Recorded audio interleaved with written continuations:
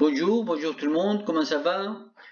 Aujourd'hui, nous allons apprendre le verbe pouvoir au passé composé. إذا le verbe الفعل pouvoir بمعنى يتمكن أو يقدر أو يستطيع أو باللغة الإنجليزية to be able to. إذا هذا الفعل سوف نأخذه بزمن الماضي التام وسوف نعمل جمل عليه.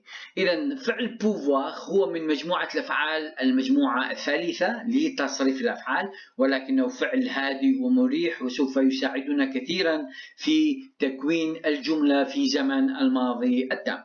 وأيضا هذا الفعل pouvoir يعني يعود إلى أو ينتمي إلى مجموعة فعل avoir. إذا لبناء الجملة في زمن الماضي التام مع فعل pouvoir سوف نحتاج إلى فعل مساعد. هذا الفعل المساعد هو فعل le verbe avoir au présent. لماذا الفعل avoir au présent؟ لأن pouvoir ينتمي إلى مجموعة أفعال avoir. إذا سوف نستخدم le verbe avoir au présent بصيغة الحاضر، ثم نضيف لفعل avoir le participe passé. ما معنى participe passé؟ هو اسم المفعول من الفعل pouvoir وهو هنا P. إذا P هو le participe passé، ولحسن الحظ أن P سوف لن تتغير في كل ضمائر الشخصية في زمن الماضي التام. إذا مثلا le verbe avoir au présent نأخذ منه مثلا vous avez، ثم نضيف له plus le participe passé فنضيف له P فنقول vous avez P. ما معنى vous avez P؟ إن كنا هنا نقصد أنتم أو أنتن فالمعنى هو أنتم استطعتم للذكور أو للإناث، أو إن كنا هذا الضمير نستخدمه للشخص الغريب الذي يعني ليس ضمن دائرة الأصدقاء فنقول له vous avez pu بمعنى أنت تمكنت، أنت استطعت. إذا pu هنا تأتي بمعنى استطاع، تمكن وهكذا. لذلك فهي يطلق عليه باللغة العربية اسم المفعول أو باللغة الإنجليزية le participe passé، وهي مهمة جدا جدا لكل فعل، لمعرفة كل فعل لبناء جملة في زمن الماضي. إذا لنذهب الآن إلى تصريف الفعل والأمثلة عليه. إذا le verbe pouvoir au passé composé. سوف أصرف هذا الفعل في زمن الماضي مع كل ضمير، وأرجو منكم أن تعيدوا التصريف وراي. إذا سأقول j'ai pu، tu as pu، il a pu، elle a pu، on a pu، nous avons pu، vous avez pu، ils ont pu وelles ont pu. ما معنى j'ai pu؟ مثل ما قلنا في المثال vous avez pu، إذا j'ai pu أنا تمكنت، أنا استطعت. tu as pu أنت أو أنت استطعت، أنت تمكنت. il a pu هو استطاع. elle a pu هي استطاعت. on a pu أنا أو ممكن نكون يعني مجموع عدد من الأفراد. nous avons pu نحن تمكنا، نحن استطعنا. vous avez pu إذا أنتم أو أنتن استطعتم. ils ont pu ضمير للرجال للذكور وهو جمع ils ont pu هم استطاعوا، وelles ont pu هن استطعنا.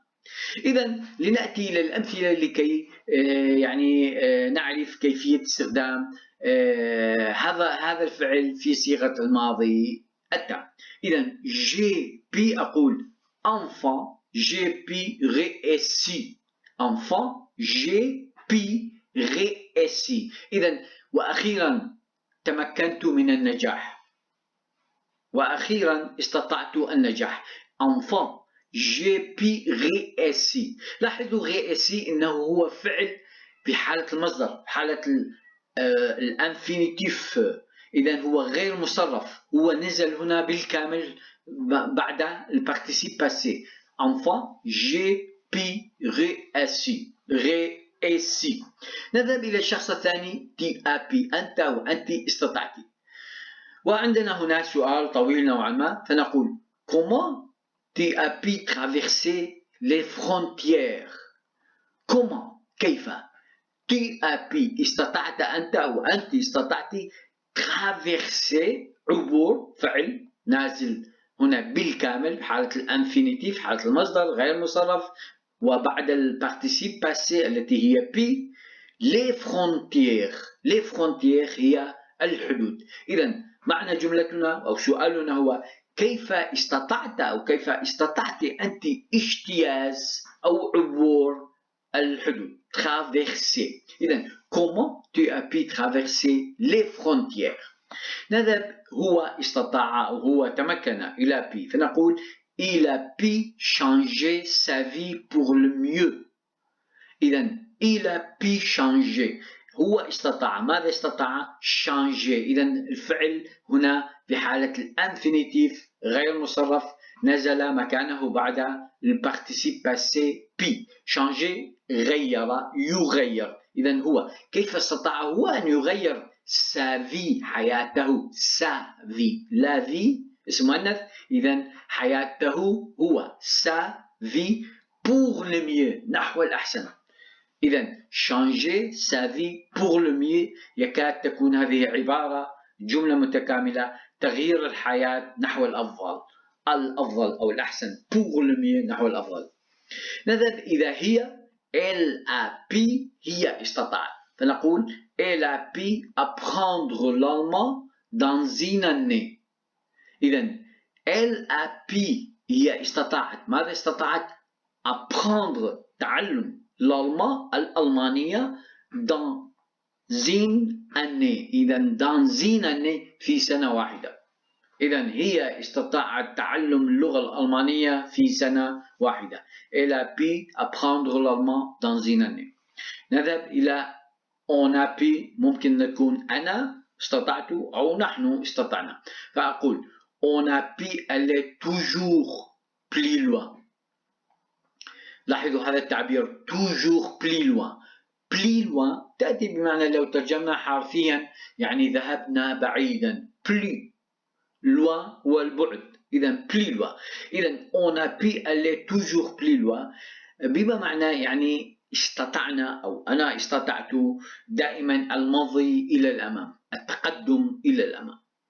إذا on a pu aller. لاحظوا aller هنا هو فعل في حالة المصدر وapprendre أيضا في حالة المصدر في حالة الانفينيتيف. نأتي إلى الضمير الشخصي في حال جمع وهو نحن. nous avons pu نحن استطعنا. إذا جملتنا هي enfin nous avons pu trouver des solutions.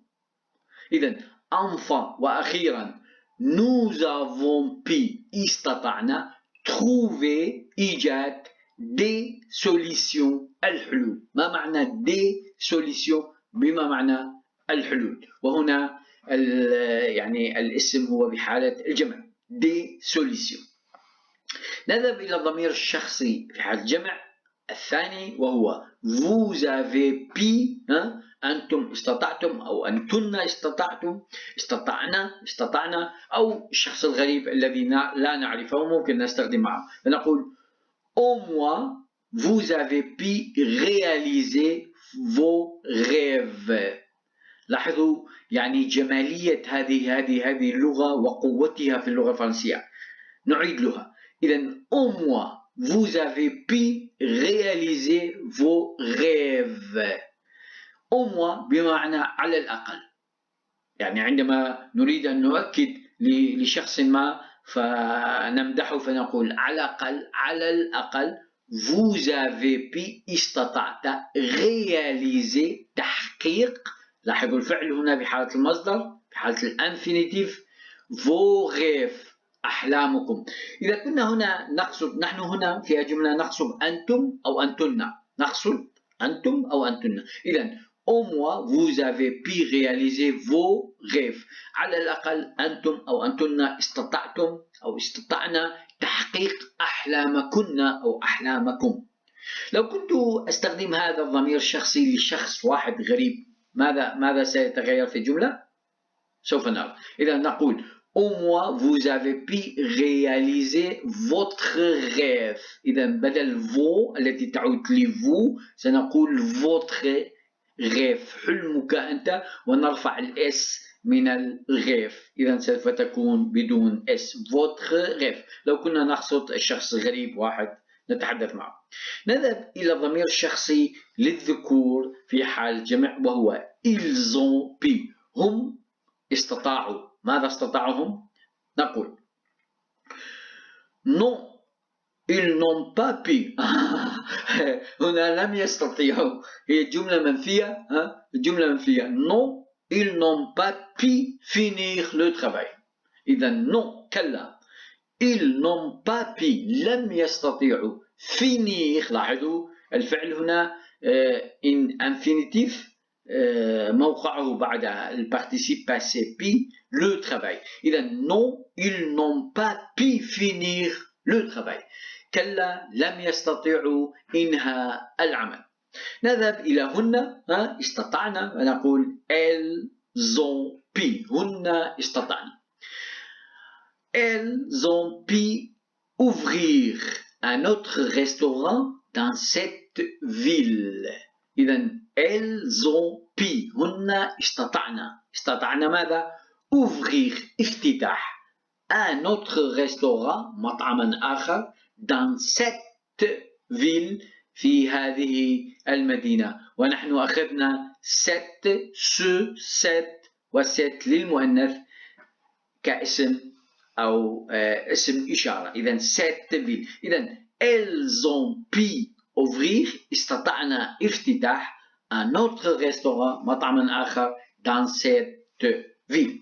إذا من هذا الفيديو لو تلاحظون أو تلقون النظر على الكلمات التي هي باللون الأسود، فهي أفعال أخرى نتعلمها يعني لم نأخذها من قبل، مثل réussir نجاح أو ينجح، traverser يجتاز يعبر، changer يغير، apprendre يتعلم، aller أخذناه يذهب، trouver يجد، réaliser يحقق، finir ينهي، وouvrir يفتتح.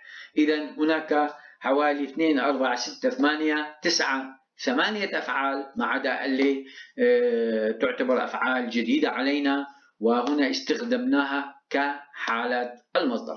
أتمنى أن يكون هذا الفيديو مفيدا لكم، ودعوة لمن يعني لم يشترك في القناة أن يشترك في القناة ويتابع معنا. وأيضا إذا أعجبتكم هذه المواد أو هذه المادة أو هذا المحتوى أن تفعلوا اللايك هو أيضا مهم. إذا إلى اللقاء في الفيديو القادم، وشكرا. أيضا أود أن أشكر الفنان عماد بدر على هذه اللوحة الجميلة الذي سمح لي بنشرها في هذا الدرس.